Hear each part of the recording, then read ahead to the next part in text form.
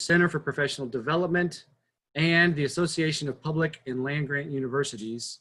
It is my pleasure to welcome you to the third week of SUNY's virtual symposium on adaptive learning. For those of you who joined us in previous weeks, welcome back. And for those of you joining for the first time, welcome.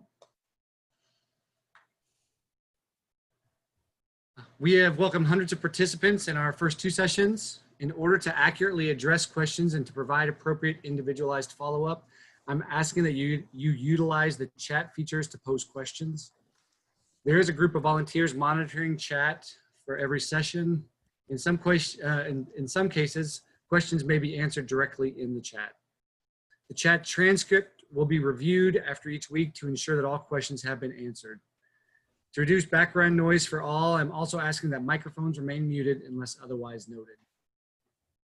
The symposium session will be recorded each week and will be made available on SUNY's Center for Professional Development YouTube channel, which can easily be found at cpd.suny.edu.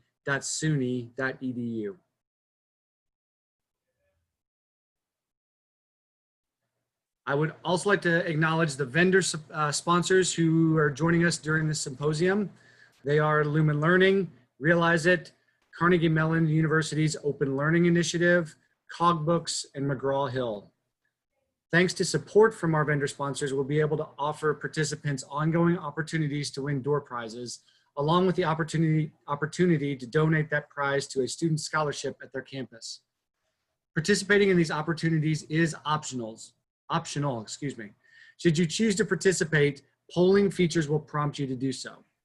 And last week winners were Alyssa Pooley from Mohawk Valley Community College and Christine Rosa from Maritime College.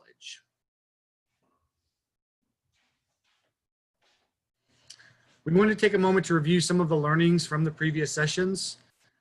In week one, we learned that adaptive learning is a solution, not the solution. That adaptive learning provides a synchronous learning experience inside an asynchronous environment. That using adaptive learning is an opportunity to teach and learn in new ways. And that faculty choosing adaptive learning platforms should also experience meaningful technological and pedagogical training. Additionally, last week in week two, we learned that Waymaker, which is offered by Lumen Learning, provides students personalized study plans and faculty the ability to easily interact with students. John Kane, who's a faculty member at SUNY Oswego, uses Waymaker in economics courses offered in varying modalities and with class sizes ranging from 40 to 400 students. Realize It offers faculty the ability to create custom courses leveraging adaptive learning experiences to engage students and increase success. And with demonstrated success in Spanish courses using Realize It, faculty at the University of Central Florida are working to scale the use of Realize It across all language courses.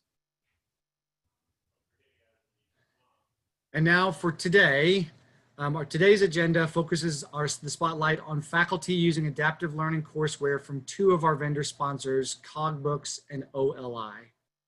So right now we're in our welcome orientation.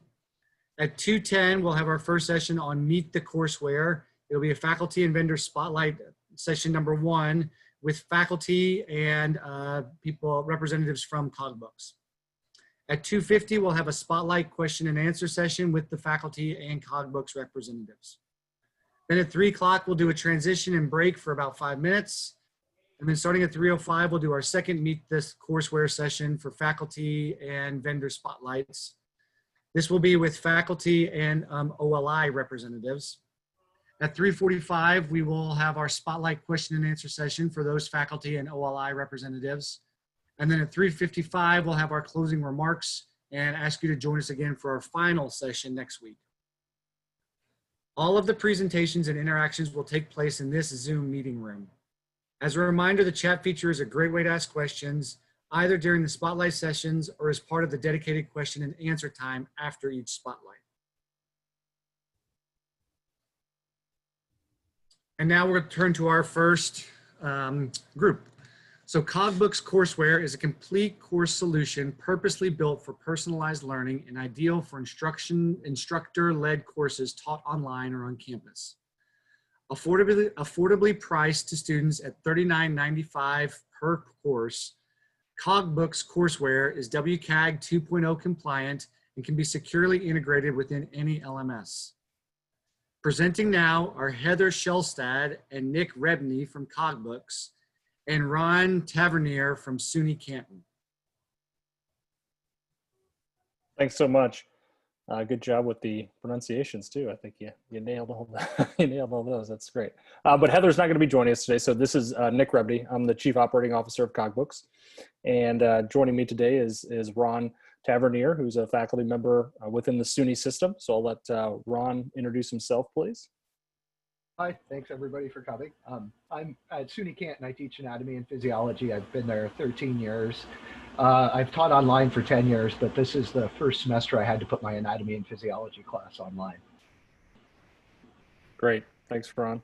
I'll be kind of moderating or running through our presentation today, and looking forward, obviously, to the Q&A and getting to hear from Ron as well, because it's always much better to hear from a fellow faculty member than myself. But I'll try to frame what we're talking about today, provide a demo of Cogbooks as we roll through so you get a chance to experience it, and then again look forward to your questions towards the end of the session. As we've just discussed, this is our talent for today, if you will, and we'll roll right into it. So obviously many of you had a very interesting spring and early summer here, with most people moving online into a remote teaching modality. These are some statistics that we collected as we looked at what happened in the spring.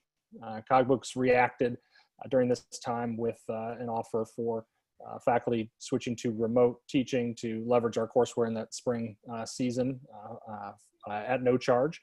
Ron actually was one of the faculty member who took advantage of that offer and had a pleasant experience, but I'll let him talk more about that as we roll into some of the questions that we have for him to address. But it's been a very challenging spring, I know, and early summer for you, so we appreciate the commitments that you all have made to educating the higher education students that are rolling through their time right now.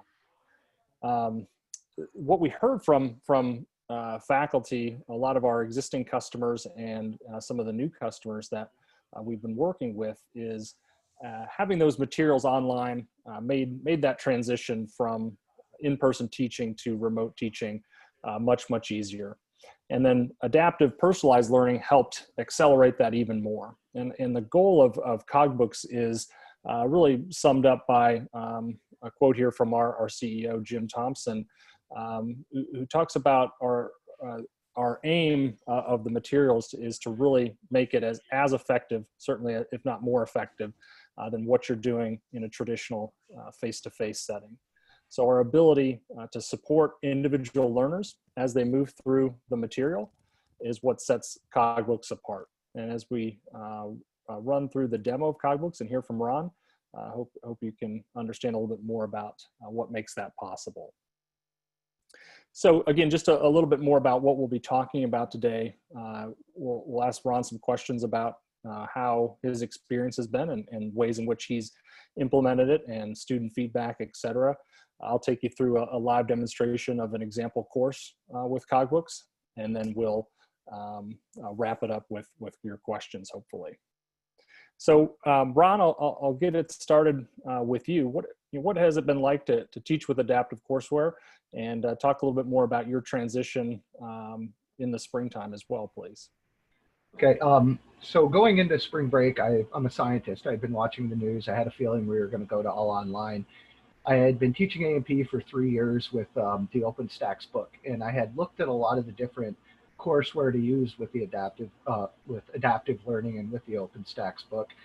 And each semester I'd been trying a new one. And as we went into the break, they extended our spring break. So I actually had a 2-week chunk of time to get ready to go online. And I'm kind of a glutton for punishment. I had 128 students, and I formed learning groups, focus groups. And I had them each look, each group tested 3 different, one lab solution and a couple lecture solutions to go along with what I was going to put online when we came back from spring break.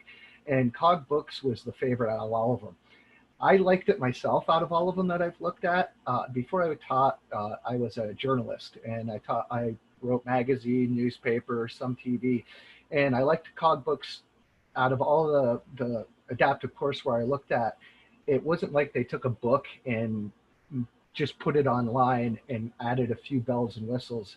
It actually used a lot of the use the internet and the way students learn. It's not just an online book.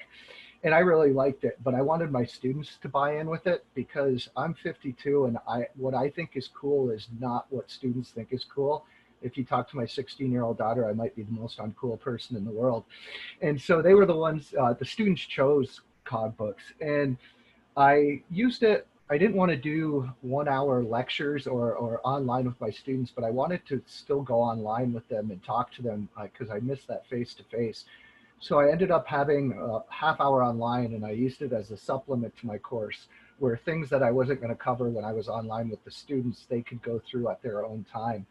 And it was more reactive this semester, just using the book and the adaptive courseware to supplement what I was doing online. Oh, geez. Sorry about that. I forgot I do that. So hopefully that's better. And so I used it as I was reactive. I used it to supplement what I went over. I did not want to talk to my students for an hour online and drone. I think the average,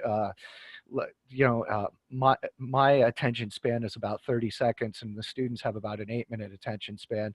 So I wanted to, do something that they could do on their own time to sort of supplement the course material. I had a great semester. I'm looking forward to using it reactive. I've tried, like, for the last 3 years, as I said, 6 other adaptive courseware. I have never got students writing me and telling me that they loved what I gave them to do for work, which was really strange. They're real fast to complain, and I get a lot of complaints about other things that I've tried. But I actually had students writing me during the semester telling me while we were online that they loved it and they liked it. And the other thing that was strange was, in addition to what I was assigning them online, they were doing whole chapters instead of just the parts that I was giving them. So I had a great semester working with Cogbooks. The students really enjoyed it. I think it helped me cover the material and it helped them learn the material. Great, thanks, Ron. How about what you might have been giving up or what you might be gaining by using adaptive courseware? You've talked a little bit about your experience in terms of the reaction, but what about this? Yeah, I don't think I'm giving up anything. I played around with some of the reporting functions at the end of the semester to see which students had did what, and it allows me to see what they're struggling with, which I'm really looking forward to this fall because I'm going to be assigning, it'll be more proactive this fall as we go back. I'll be assigning work, even if I have a face-to-face component, for them to do so I can see what they're struggling with, and that's what I'll concentrate when I meet with them in person. So I don't think I gave up anything. In fact, in the past, it has been a struggle to get students to read the material or to work with the material. And to find that I had about 15% of the class do more than was assigned was a pleasant surprise. Great, thanks, Ron. So, how is Cogbooks different? Cogbooks is really a complete course solution in that it provides material from beginning to end in your course that you can assign for credit.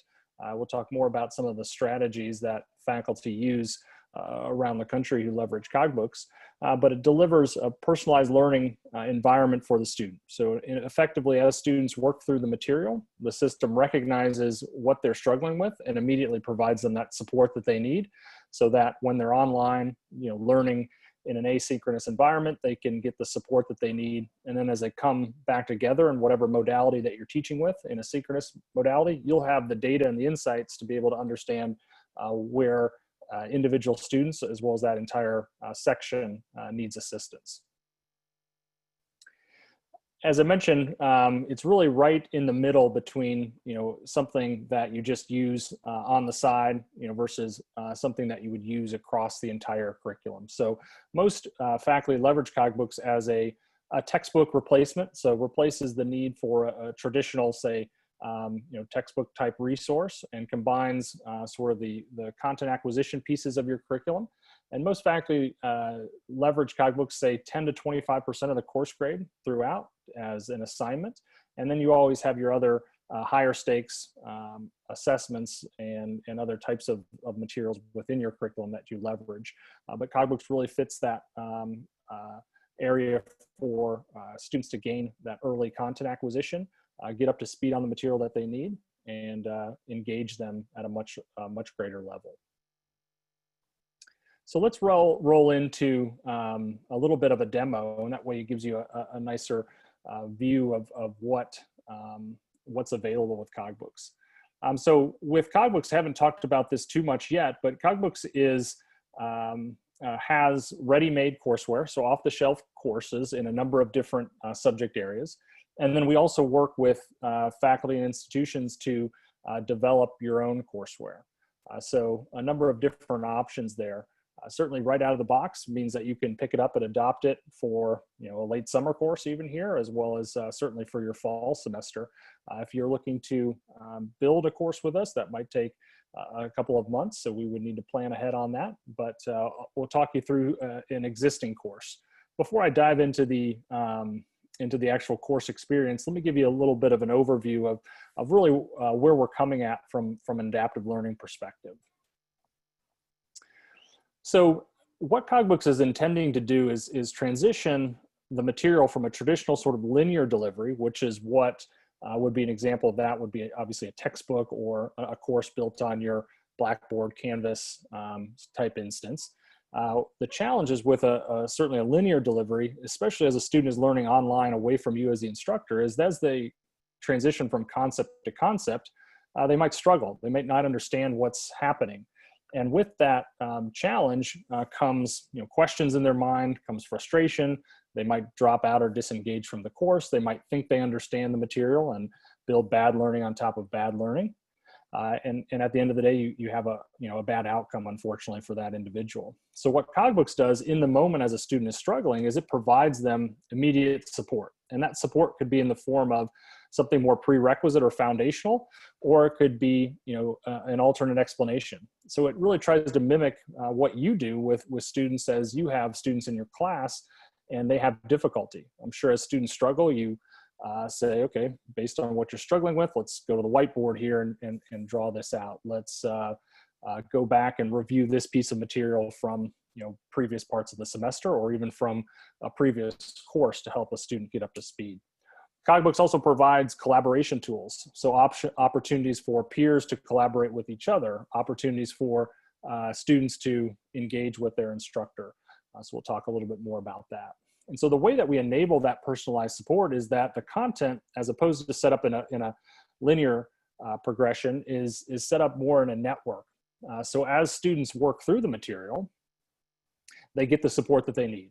So in every course, in every part of the course, in every lesson, module, submodule, whatever that unit of measurement is that you're working with, there's a primary path or default path through the content. So all students do the same primary path so that you can create a very consistent assignment and understand the students are all getting the same learning objective at the end of the day. However, students are coming to your course with different levels of proficiency in whatever topic it is, or within parts of the topic that are part of what you're teaching. And so as a student in Cogbooks transitions from, say, concept A to concept B, and they struggle with the material, Cogbooks recognizes the fact that they're struggling and not understanding that particular piece of material, and then automatically resequences their activities to support them in the moment. So again, it might say, for you student, you need to go back and review this concept that we discussed early in the semester, or even prerequisite to this course altogether, there could be material there. Whereas another student might be good and they can progress down that primary path, and another student might need just some alternate explanation. So that information is provided to the individual based on their unique needs. So this is in essence how it works. So once there is a course experience, an assignment set up, an instructor assigns those activities, the student is engaged in the material, and through Cogbooks, as you'll see in a moment, the student has to engage with every activity in some form. And with that engagement then comes an understanding of where that student is at. And based on that, the system makes recommendations. So Cogbooks will recommend content to a student. And again, that recommendation might be to continue down the primary path, or it might be for that student to step back and review something more prerequisite or foundational. Again, these are all adult learners at your institution, so it's providing them agency.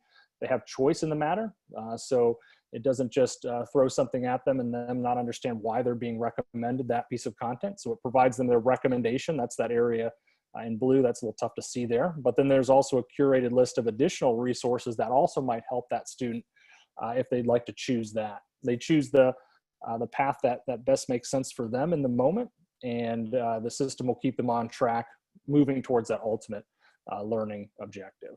So let me jump out here to the actual course here, and we will take a look at a live experience here. So I'm inside an anatomy and physiology course. This is a course that Ron teaches with, which is why I've chosen this one just for demonstration sakes. But all of the Cogbooks courseware functions in a similar method, just obviously with the different types of content that are required. So Cogbooks, by and large, is built with open educational resources. These courses are built as a foundation with the OpenStax content, but then we supplement that with a lot of additional assessments, interactive exercises, questions, videos, things of that nature that aren't found in that OpenStax title, as well as have the wrapper of what we specialize in, which is an adaptive learning environment. So what you're seeing here is a list of modules. So in Cogbooks courses, there are modules. Inside modules are submodules. Fully customizable, we'll talk about this a little bit later, but within the modules are submodules that further break down the content. And then within the submodules are learning activities. And so learning activities are the lowest level of material in Cogbooks. This makes up that sequence. So that cartoonish drawing that I showed you in the slide deck a moment ago, this is that primary path. So these are the, say, 15 or so activities here that all students will need to complete this assignment. What you don't see is that between each one of these layers is that 3D network of relationships, that support for a student that might be struggling. The student understands how much time they'll have to take to get through this particular assignment and be able to budget their time. If I left and came back, it would land me right back with the last place that I came from. So Cogbooks provides seamless LTI integration with your LMS and grade passback as well. So I'm inside the content now. What you're seeing here is over here on the left is a tracking mechanism, a pane. This is the same list of resources that you saw or activities you saw on the previous screen, that primary path. This keeps the student on track and understanding where they're at and what they have remaining. And then as they, in this case, read through the content, again, this content can be different types of material. This is text content, obviously, but you could have video, animation, interactive, etc. They then have to engage on every screen. So as opposed to an ebook where they might just be reading through and then at the very end, they might take some questions, they're assessed along the way. And in this case, it happens to be a metacognitive assessment. How well do I think I understand this concept? So I might think that, hey, I've got a good understanding of this material. I'm gonna say that I have a good understanding of it, and so I can move on. You can see the system recommends me continue down the primary path in this blue, but I also have additional concepts that I could review if I wanted to. Just for the sake of this demo, I'll take this system-generated response, which gives me indication there with that green check that I've understood this concept and I've moved on to the next page in the primary path, which in this case happens to be a little bit of a matching exercise. So there's lots of different types of interactive assessment types that students get to, in essence, verify their knowledge. So they had the opportunity to say they didn't understand something and in effect raise their hand. In this case, I've got a couple of different opportunities to do this, which I didn't do very well in my first attempt. And so I'm going to continue to do this real quick just so you can understand what that resulting data point is. So after I'm a student and I think, okay, I know this content pretty well, and I submit it, I can see that I didn't quite understand that material. I got 2 of the questions correct. I can see the correct answers. And then it provides me a remediation. So as opposed to just having me plow down the primary path, it's offering me an opportunity to remediate. So I'm being, based on my exact result, I'm being sequenced back to a different piece of content that might not have been in that primary path. So you can see I'm seeing this page because I needed help with that particular activity that I just did. On my tracking mechanism, it now, in that first thing that I said I did correct, it now is showing me a red X because I just proved that I didn't really understand that concept. And I'm on this indented support path that's here to help me.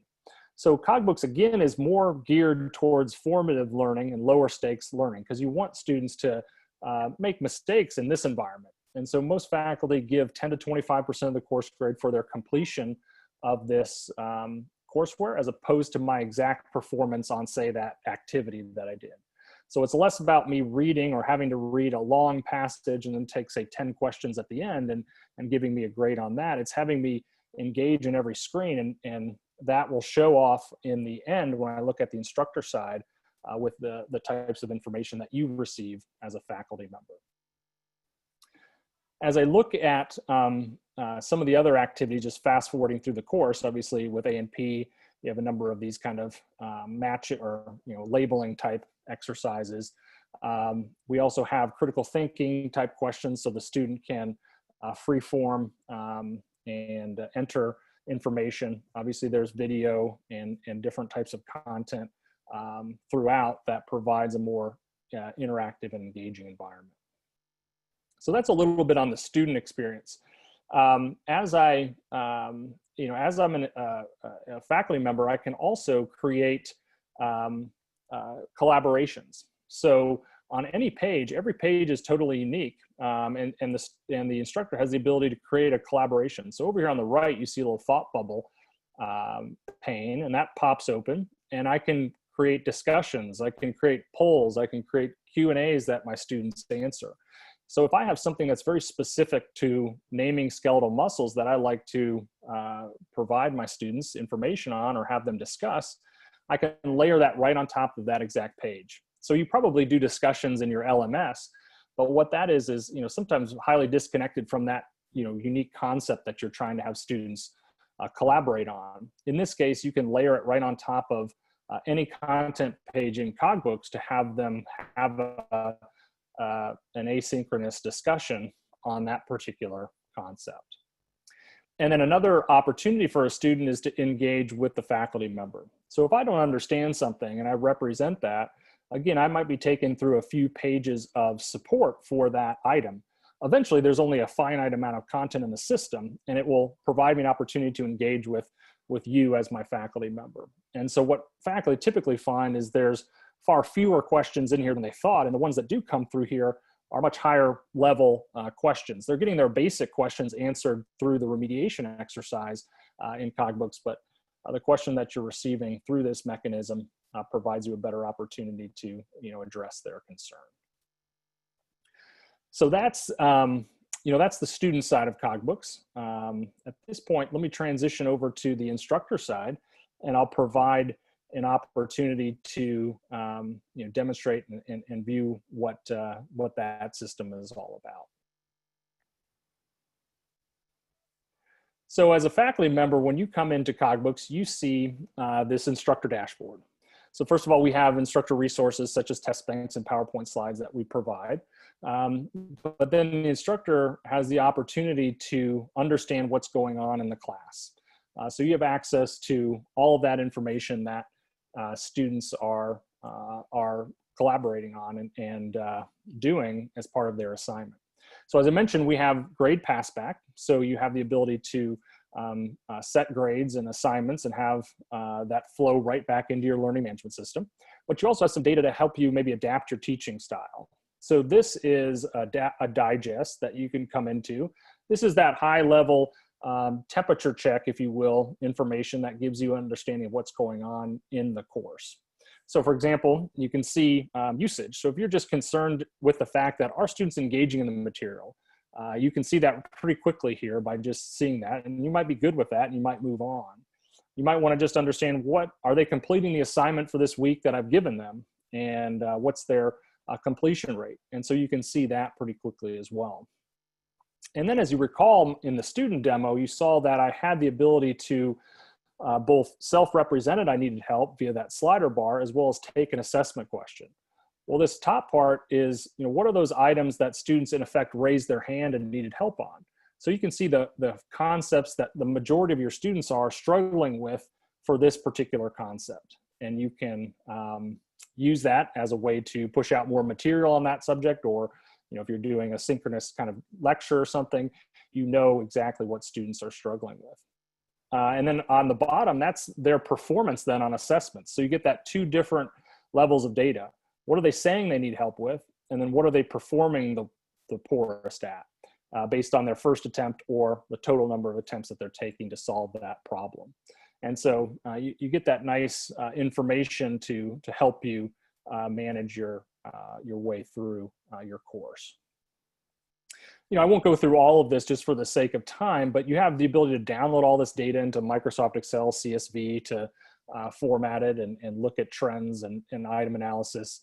But a couple of other things that you can do with the tool is, let's say you wanted to look at, just highlight the assessment report, assessment questions within the modules. So if you remember, there are content pages that I showed you in the student experience, and there are quizzes and different things like that students take. So this is all of the quizzes that are part of module 3 in this case that I selected. So you might want to sort by who's failed the most number of assessments. So who are my students that I'm concerned about, who are really struggling, and I can reach out to them very quickly. So I can tag them and send them a message straight from Cogbooks to call them into an office hours or set up a chat or whatever you do to support students. You have the option to intervene in the way that you want to. Every student thinks they get their own email, so they don't feel like they're on a list or something like that, and you can support them. And then if you wanted to drill down into each question, obviously you have the ability to do that, to look at what the question is, look at item analysis. So everyone thinks the answer is A in this case, but the answer is actually C, why or why not. So you have the ability to see that level of data. So I'll pause there, and we can save some of the questions in the next few minutes when we get there. But that's a demonstration of the instructor side first, or excuse me, the student side first, and just recently there, the instructor side. So Ron, if I could turn it back to you and this final question for you about your students' reaction. You talked a little bit about some of their reaction being positive, but anything else you'd like to share regarding that? I just forgot to mention that I did really like the Blackboard integration. As we were looking at software, I know that I have nursing students, and if anybody knows nursing students, they're a pile of anxiety. I knew that they'd have 7 or 8 different software platforms thrown at them in different classes, and I didn't want to give them another site to log into. I wanted it all accessible through Blackboard. So to me, that was important. They didn't have to leave Blackboard to get to Cogbooks, and they didn't have to log into another site. It took care of everything. As I said, my students loved it. When I actually had emails, over a half dozen emails saying, Cogbooks is great, I love it, I wish I had it in my other classes, which surprised the heck out of me. And the other surprising thing, as I mentioned, was I had students doing more than I assigned.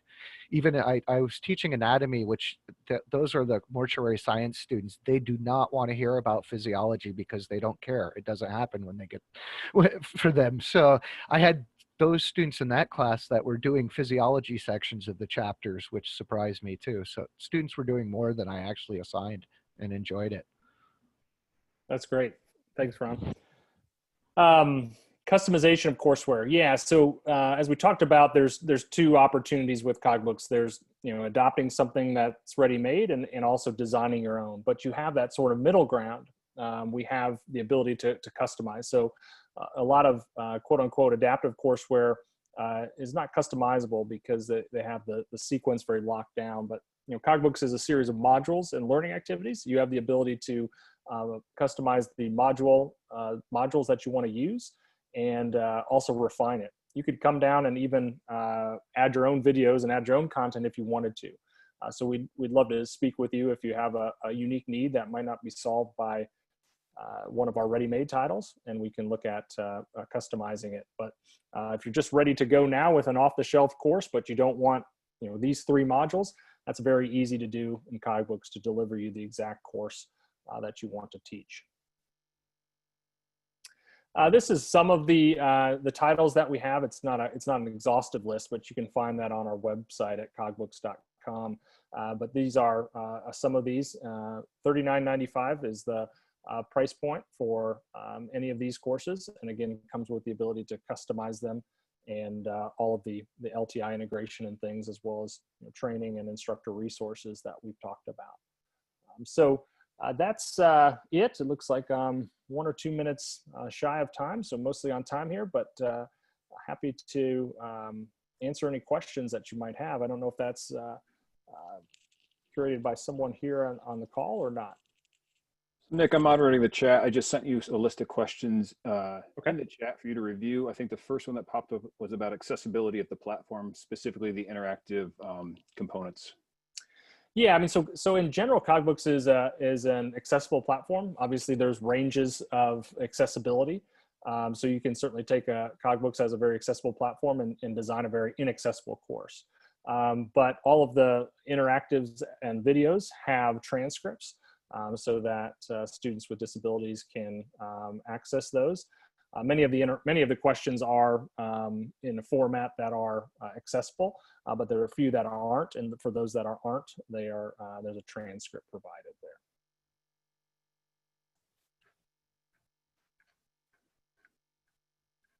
Pull up in the chat here. So looks like there's some questions on the types of content. Yeah, the most exhaustive list is on our website. So unfortunately, in the history areas, there's just U.S. history at the moment, but we'd love to partner with folks to develop their own if they're of interest in that. As far as student payment for the courses, we have all types of models that we can work with. The most common model is your traditional sort of student pay model. So we have a payment gateway essentially that is on the course. We give every student free access for up until the add drop period of your institution.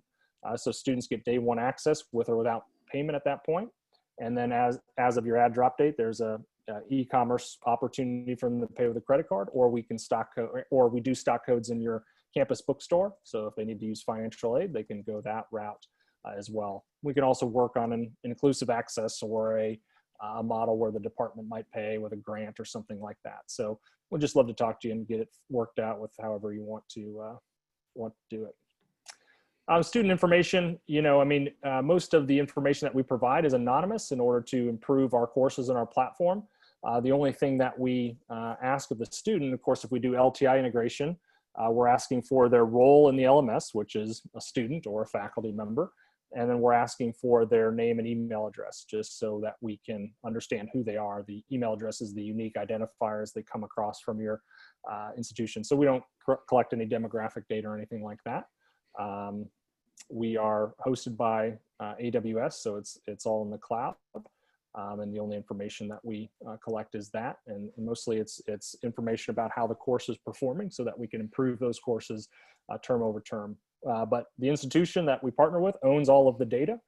So at any point in time, you want access to the data, it's yours through that instructor dashboard that I sent you, or there's other ways that we can get you that information. So I think it asked about a refund. Yeah, I mean, so we aren't even charging the student until after the add drop period. So there's not too many instances where they've paid ahead of that add drop.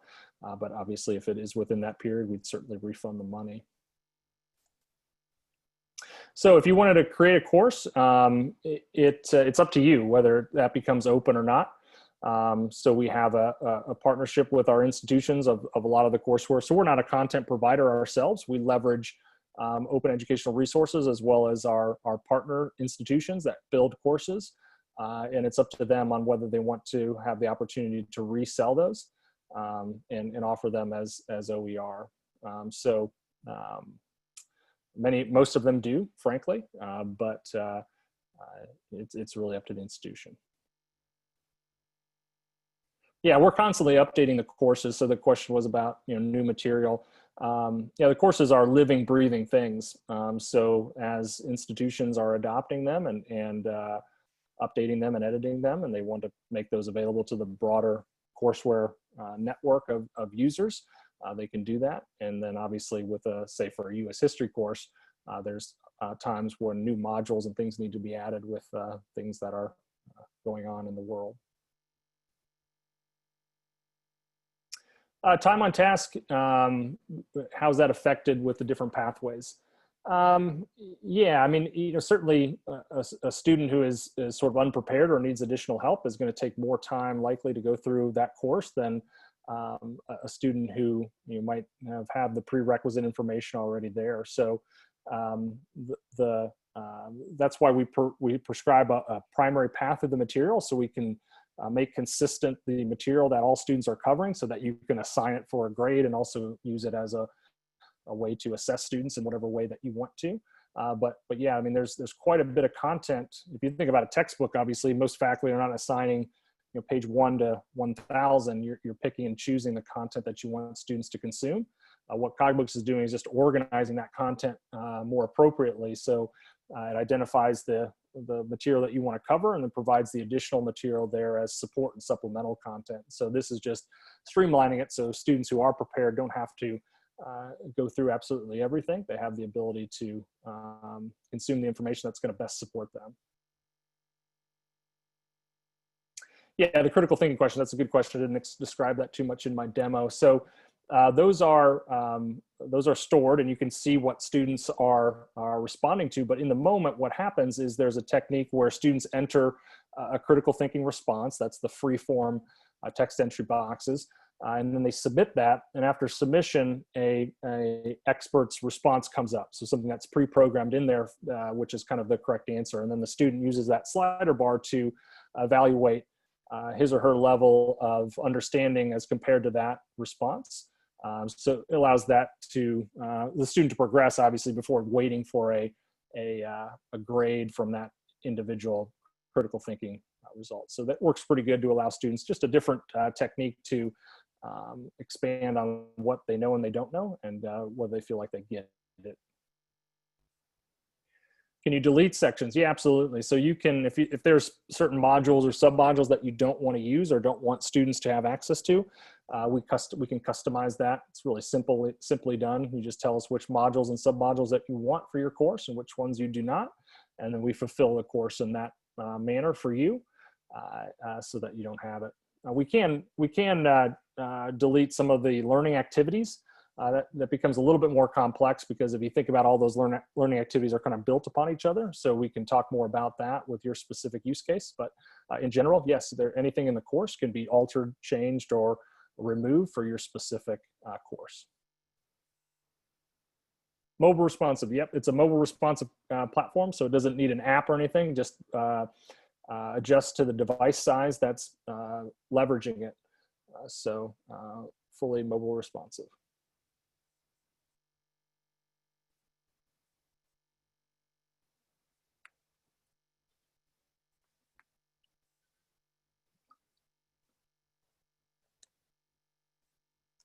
Thanks, Ron. Ron's stating that he hasn't had any concerns with device problems with his students. First time. Yeah, it was the first time ever I've ever had them using software where I had students accessing on every type of phone possible, tablet, different computers, and it was the first time I haven't had anybody have an access problem. That's great. Yeah, we have a recommended list of browsers and devices, but it's a pretty friendly and stable platform. We have almost no student support tickets. I know that sounds unreal, but it's a very stable platform. I don't understand the question about bypassing your LMS. So the Cogbooks is integrated through LTI into your learning management system, and then it's launched into a new tab of the browser to access Cogbooks. It was actually in reference to Ron saying he had no device problems. I've had students not be able to access my LMS, which then would not allow them then to access the material. So you could still have problems with your LMS, but not Cogbooks. Yeah, as long as you can get to that link in your LMS. But I mean, again, we don't have to do an LMS integration. I mean, that's obviously nice from a single sign-on perspective and a direct transfer of grades, but we can provide a a unique link for your section that you can embed somewhere, whether in the LMS or not, that students can get to Cogbooks if you don't want to do an LMS integration.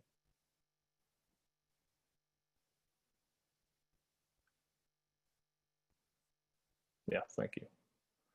Learning management system, yep. In most, I think with SUNY, most people are Blackboard, but we support any learning management system out there. Great questions, I love it. And it was set up fast. They integrated with Blackboard within 24 hours, and it worked. Yeah, it's really pretty straightforward process. So if it is interested in taking a look at a course, we can certainly send you a demo to go through the student experience and look at the material. And then if you're wanting to teach, our commitment is 5 business days. You give us the information that we need, which is just a couple of quick information about the content you want to use and course name and start and end date, that kind of thing. And we'll have your course set up within 5 business days, and it's typically much quicker than that. So still lots of time here if you're interested in something for the fall.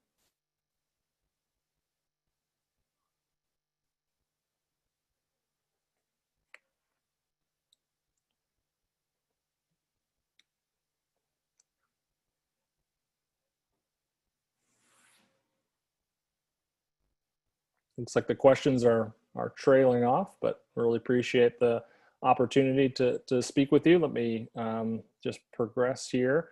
You can certainly reach out to us at hello@cogbooks.com. I will put my email address into the chat here.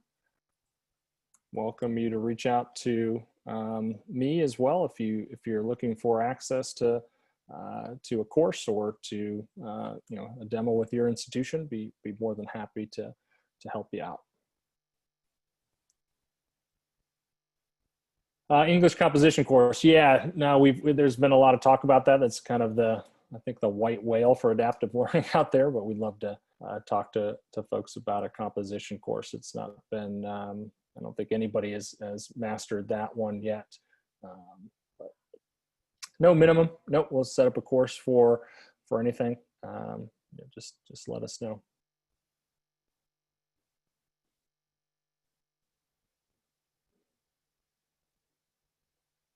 All right, well, thank you, Nick, and thank you, Ron. We really appreciate hearing from both of you, both from the tool side and from the faculty side. It's really great to hear both those perspectives. So thank you very much. Thanks for the opportunity. Appreciate it. And we'll take a short break now. We'll do a 5-minute break. It's now 2:50, so we'll come back together at 2:55 for the OLI presentation. And we'll get started again at 2:55. So you have 5 minutes, stand up, stretch, and we'll see you in 5 minutes.